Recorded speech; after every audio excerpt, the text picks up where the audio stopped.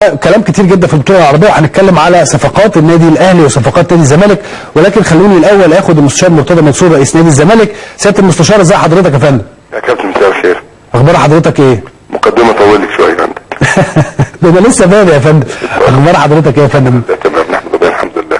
لا وحضرتك واضح ان انت متضايق او زعلان. لا انا قرفان. ليه يا فندم قرفان؟ يعني عايز اجابه؟ عايز اجابه طبعا، يعني لا لو قرفان من حاجه تخص الكوره يعني هقول، لكن لو حاجه شخصيه انا عارف منين اللي بص يا ابي. اتفضل يا فندم.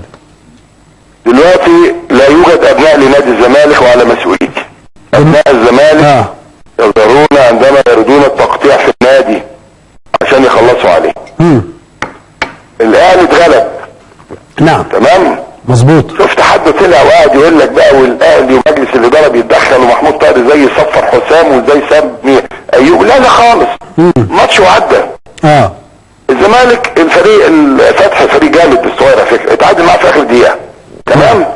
اتفرج بقى على الاستوديو امبارح. كابتن ايمن يونس، كابتن حازم امام، كابتن ميدو. خلاص، وفلوس كيف راجل يحتك بيا. تاني الراجل مدير فني بيحتك. المدرب الوحيد اللي مش ناحيته في الكلام وان انا انتقدته هو. تمام. الراجل ده من 4 ايام عمل مداخله مع مدحت شلبي، قال له انا مبسوط وفرحان، لعيبه جميله، لعيبه مبسوطه، وكان ناقص يوم منقط في التليفون. نعم. تمام؟ نعم. بالفرحه. طيب ايه اللي غير بقى في 3 ايام دول اللي هو راح معاك؟ ايه اللي غير؟ صحفي قليل الادب يستفزه، دي مش قضيتي. طز فيه في الصحفي، مش قضيتي. بيسألك سؤال، ايه علاقة بقى مجلس الادارة بالآتي؟ قال ايه بقى؟ انا لست ساحر، انا ما وافقتش على اللعيبه اللي مشي. تمام؟ مظبوط. مين بقى اللعيبه اللي مشيت بقى؟ خدني واحده واحده كده. في يعني هو كان تحديدا على مصطفى فتحي وستانلي، هو بيتكلم على الوينجات يعني. مصطفى فتحي وستانلي، والثالث مين؟ كهربا. والثالث كهربا، بس كهربا من زمان يعني. لا في ميزانه جديد، ده مجنون مش طبيعي. ستانلي ده مش ابني. تمام. فقار. السعوديه عرضت $1,300,000، انا عرضتهم. بقيت سامي قال لي هاخد 1.5 مليون. بالحرف كده. اسيبني قلب السعوديين، اقسم وحق القران الكريم اللي قدامي اهو. اسيبني قلب السعوديين. حاجه واطيه يعني كده، مش هتسيب منه دلوقتي. ده انا سايبها 4، مش قادر عليها دلوقتي. تمام؟ طيب يبقى اذا ستانلي ده مش ابني. تمام. انا كنت متبنيه، واخد بالك، وجوز امه جه خده. هو ماجد سامي برضه جوز امه، قال لك عايز اديني الواد عشان اربيه انا في حضن امه، اديته له. تمام؟ يبقى اذا ده مش بتاعي انا اصلا من الاول. نعم. طيب 2 كهربا، هو شاف كهربا فين؟ هو لما جه كهربا كان موجود؟ لا. هو اصلا من الاول كهربا بره. نعم. وابو كهربا قال عليا الطلاق بابني ما لعب في الزمالك، ليه؟ عشان واحد بياخد $1.5 مليون في السعوديه في الشهر، يعني يبقى كام؟ 30 مليون. تديله انت كام هنا؟ 5 مليون، 10 من 20 مليون، 900 مليون. خلاص يمشي مع السلامه. تمام. طبعا ما كانش موجود على ذمه النادي، ده بيلعب السنه اللي فاتت. فاضل مصطفى فتحي. تمام. خلاص؟ صدق بالله. لا لا لا. طلب مني ابيع مصطفى فتحي. طلب ايه يا فندم؟ طلب مني انا ابيع مصطفى فتحي. وطلب مني ابيع ايمن حسني. وطلب مني انا ابيع باسم مرسي. وطلب مني ابيع شيكابالا. عشان كلمة اكتر من كده بقى. والطلبات دي كلها ايه؟ قدام جهاز وقدام مجلس. طب يا فندم، اللي بيطلب من حضرتك ان هو يعني يتنازل عن كل هؤلاء اللاعبين، او حضرتك تبيع يعني كمجلس اداره يبيع كل هؤلاء اللاعبين، مش يجب ان يكون هناك في المقابل لاعبين اخرين يجي، او يعني انا عايز فلان وفلان وفلان، ولا لا؟ تمام. كل اللعيبه اللي موجوده السنه دي كلها من اختيار محمد حلمي، لانه كان هو المدير الفني. تمام، دي احنا متفقين عليها. محمد حلمي عندك اعتقد، ولا شفت انا فين؟ قال انا اللي اخترت لعيبه دول. مظبوط، عندي هنا يا فندم. عندك، وكل لاعب انا جبته كان احسن لاعب في الوقت ده في مركزه، وهو قال هذا الكلام. مظبوط. لما انا اجيب علي فتحي ويتعور، طبعا علي فتحي بالنقل، انا مش هجيب مجدي ويتعور، ده 6 اشهر مصاب، والاصابات دي بتاعت ربنا مش بتاعتي انا. طبعا انا دوري ان انا اعالج في احسن اماكن. بس انت دورك ما تشتمش اللعيبه بقى. يعني مسعد ده لاعب ممتاز. ممتاز، لاعب بالاحترام. قال انا عندي اصابه في المكان الفلاني وبلعب بيها، اعمل عمليه ولا اعمل لا عملنا له عمليه. نعم. مسعد رجع وحش مش طايقه، علي فتحي رجع وحش مش طايقه، انا بكلمك الصراحه. اسلام جمال احسن في الدماغ في مصر مش طايقه، مش طايقه، ده عايز يضربه بالنار. خلاص. احمد جعفر قال لي لو شفته في النادي همشي. مين اللي بيخرب؟ وبعدين سوق الصلاحيه ده جالي اسلام جمال واحمد جعفر البيت. خلاص نزلت العماره بتاعتي لقيتهم واقفين تحت عايز يقعدوا لي.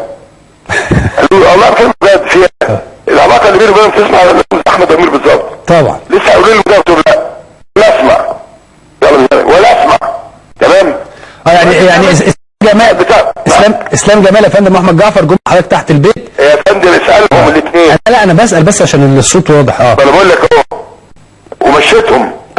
قلت لهم انا ماليش دعوه بالكلام ده، انتوا بينكم وبين المدرب. تمام. رحت النادي كنت عامل اجتماع مع اللعيبه وهو موجود في الاوضه المغلقه، لقيت الاثنين موجودين بيرفعوا ايدهم عايزين يتكلموا يشتكوا. قلت لهم الراجل ده قاعد الله يخرب بيته قاعد الله يخرب بيت الاعلام المقرف اللي كل شويه يقول لك ايه اصل بيغير كل يوم مدرب. ما هو مدرب الفشل يا جماعه لازم يتغير. يعني الاستقرار في ايه؟ استقرار في النجاح ولا استقرار في الفشل؟ نعم. لا الاستقرار في النجاح. وبعدين انا غيرت مين تاني عشان الناس تفتكر؟ زي هرب كلب مأجور قطر تاني بعد ما رجعنا من السوبر 3 اشهر واخد بالك هرب. جه عمل حديث لو عندك الارشيف يجيبوا لك ياسر عبد العزيز. تمام. في الاهرام اعتقد ومش عارف جدران ايه تاني. لا يا فندم هي بالعقل يا فندم. واحد جاي له بيقبض مثلا 60,000 دولار. مش كلمنا عن طريقه كل شويه ان انا مشيته. طيب تمام يا فندم. اللي بعده خلاص ادي واحد.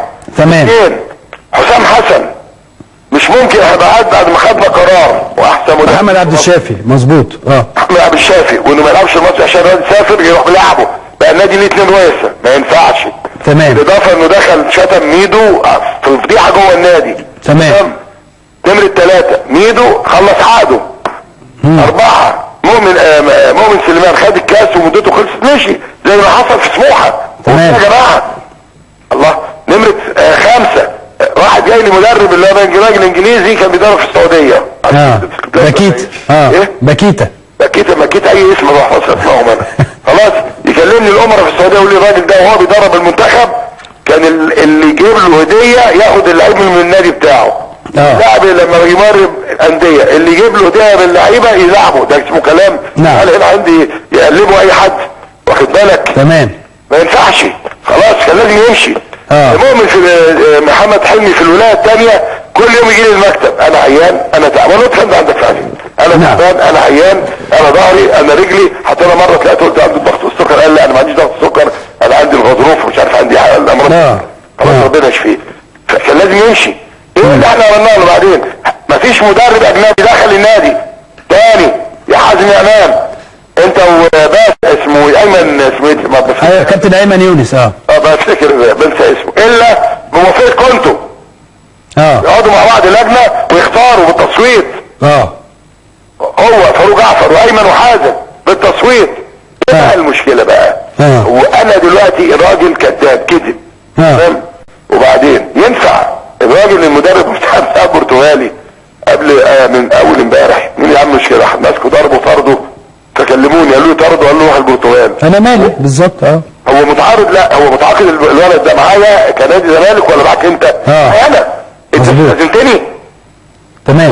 ما انا من اول يوم قلت لك لما جيت يا عم خلي حد معاك تقيل من المدربين المصريين عشان هيوفر لك نص المسافه. انا بلعب المقاصه. انت تعرف مين في المقاصه؟ نعم. بلعب سموحه. تعرف مين في سموحه؟ بلعب المقاولين. تعرف مين في المقاولين؟ تمام. المدرب المصري هيقول لك ده نقط قوته في الهجوم هنا وفي الدفاع هنا والليبرو بتاعه بيعمل كده والجون ممكن يخش في جون لما تشوط عليه ارضي ده وممكن هيوفر لك نص المسافه. تمام. لا على جثتي حاجه مش عايز اتكلم. تمام. بالك وراء ذلك تلعب من بطوله افريقيه ما اتكلمناش. اتغلب من الاهلي 2-0 مع الرافع ما اتكلمناش. بس انا ايه ملحوظه هو ستانلي ومصطفى فتحي مش لعبوا ماتش الاهلي؟ مظبوط. وضربنا 2 مع الرافع. يبقى العيب في الولاد والعيب في هو.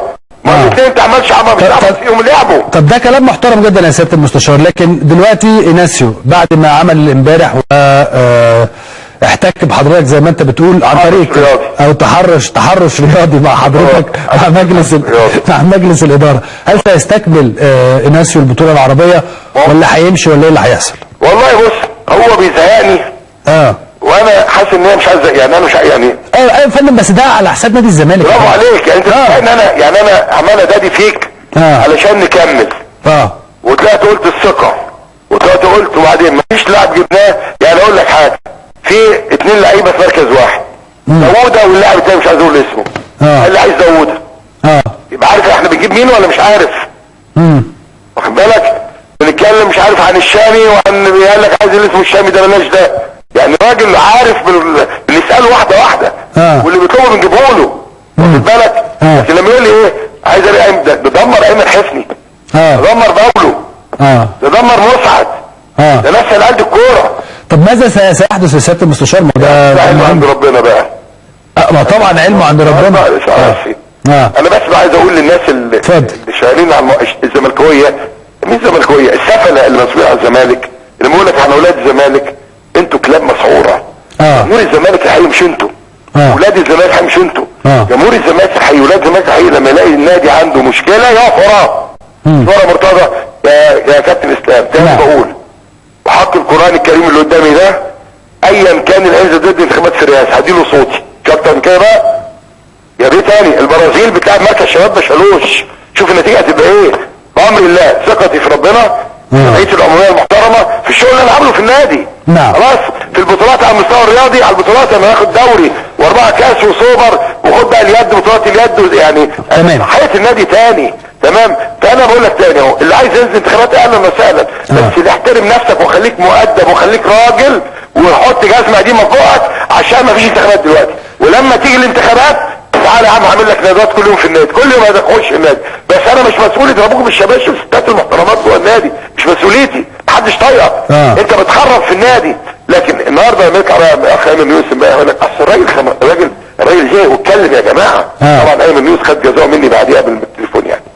بالك يعني اديت خد حقه مني تماما. يا جماعه اصل الراجل ما هو كان لازم يتكلم، الراجل غاضب. كل ده يا ايمن عشان عايز تنزل في القايمه معايا، ادو مجلس اداره ولا نائب، وانا مش عايز. ايه ده؟ ايه ده؟ ايه النادي الغريب ده؟ الله يا اخي، ده انا كنت مع الوزير امبارح. خلصنا وبعدين راجل رئيس اتحاد المعارض، راجل محترم، راجل مؤدب محترم جدا، كان عامل عزومه للاخوه بتوع اتحاد المعارض. العزومه كانت قدام بيتي، انا ساكن في فور سيزون، وهو في حديقه كده للناس السكان قدامي على طول. قلت له يا عم ده ما تروح تقعد وتصرف، طب ما تيجي اعزمك عندي في البيت.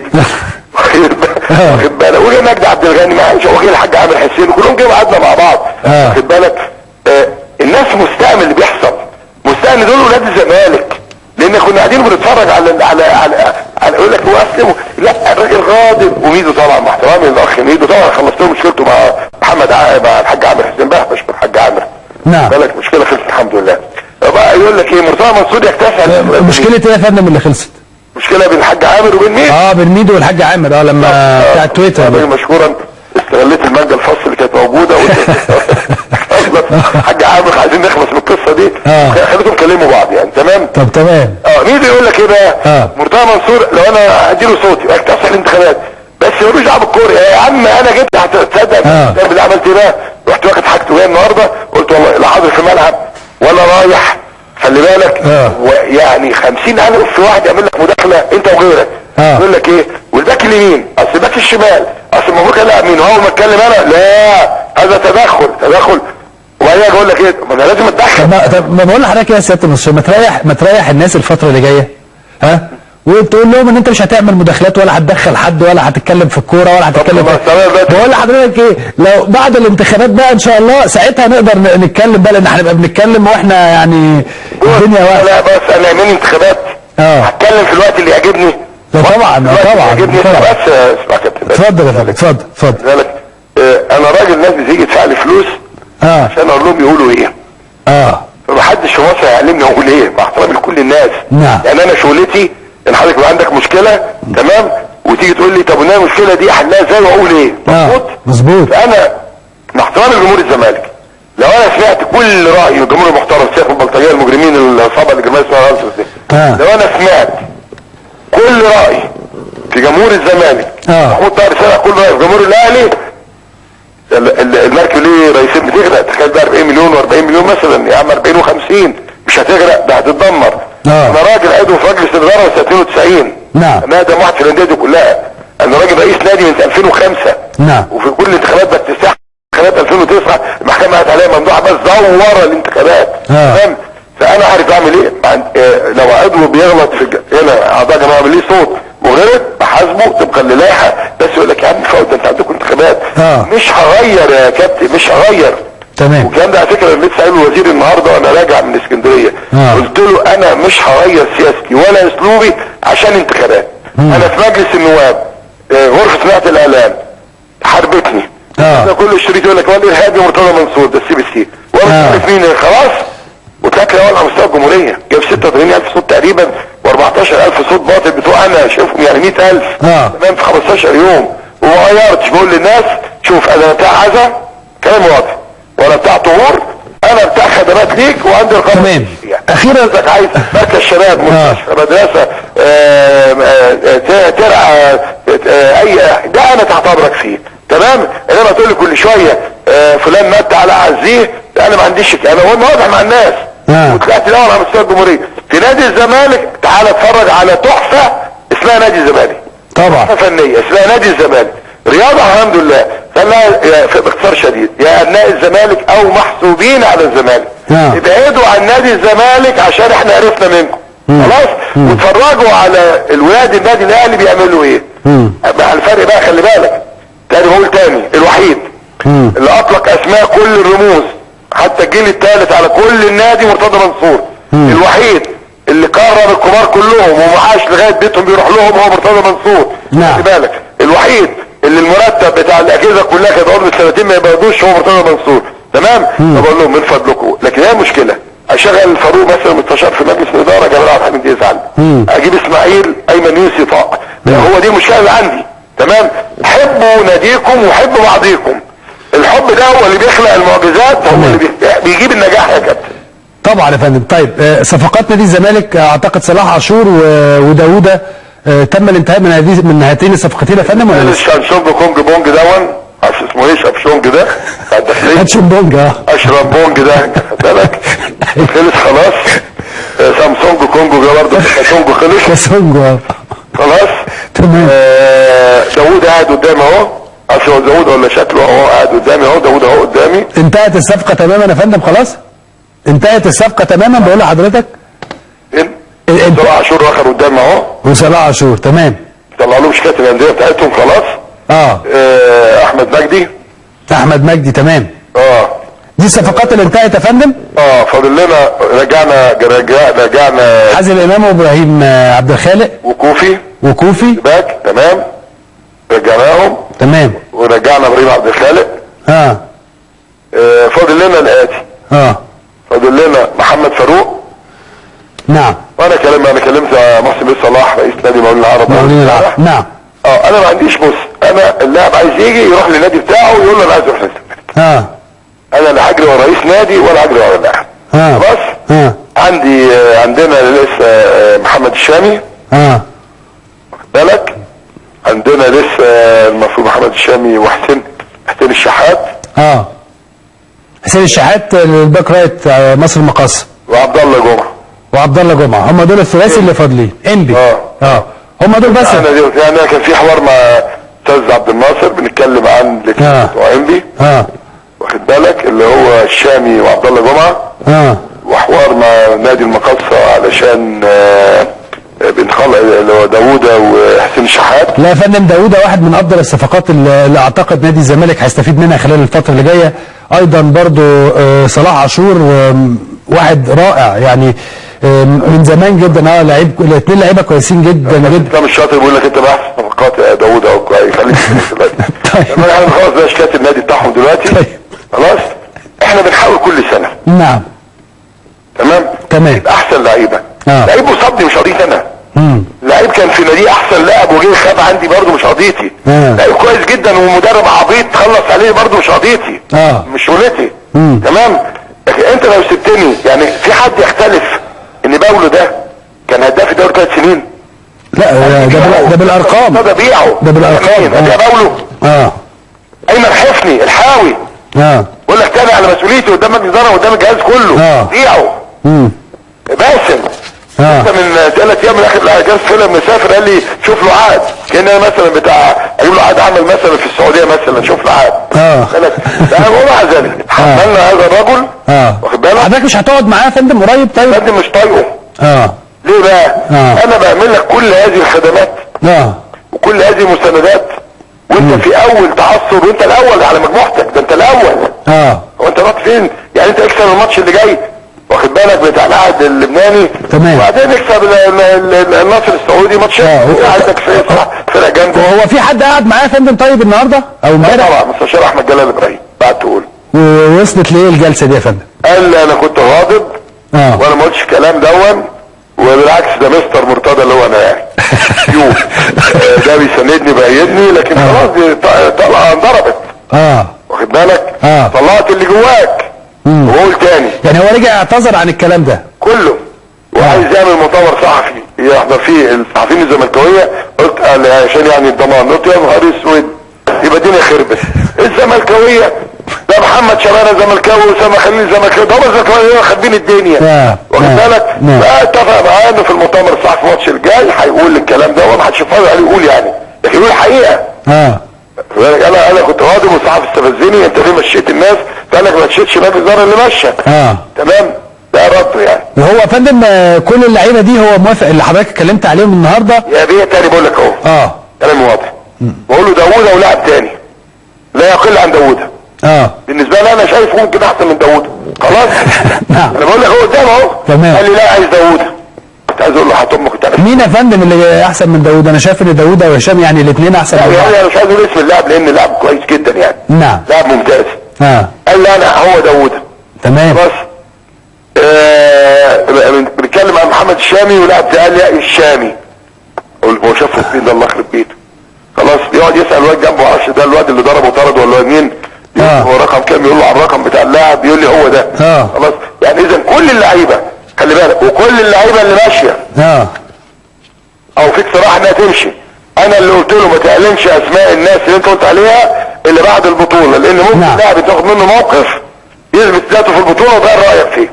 مظبوط. وقف معايا طارق يحيى. تمام. لان طارق كان قاعد. تمام. خلاص ومعامله طارق يحيى معامله سيئه ودي اختصاصاتك وده حدودك ومتحملين. يعني احنا متحملين. خلي بالك وعايز اقول لك حاجه. اقسم بالله العظيم ليه عندي شرط جزائي مليم واحد. انا عندي المستند اللي بيقول انا اللي ليا شرط جزائي 3 اشهر. خلاص وده بقى يعني انت عارف لو انت بتلعب كوتشينه واخد بالك انا بتنام 14 هي دي 14 واخد بالك. تمام. يعني القصه مش شرط جزائي يقول لك عشان انا القصه انه عايزه يكمل.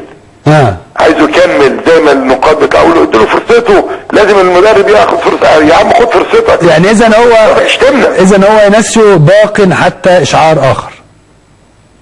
ما موجود. انا اللي مشيت. انا خدت شنطتي واخد بالك والله. انت قاعد في الساحل على طول يا فندم، انا عارف اليومين دول. انت لسه جاي بقول لك قاعد في الساحل على طول انت اليومين دول. لا في اسكندريه عشان الماتش. وانا طبعا فرصه بشكر سيد مدير امن اسكندريه بصراحه.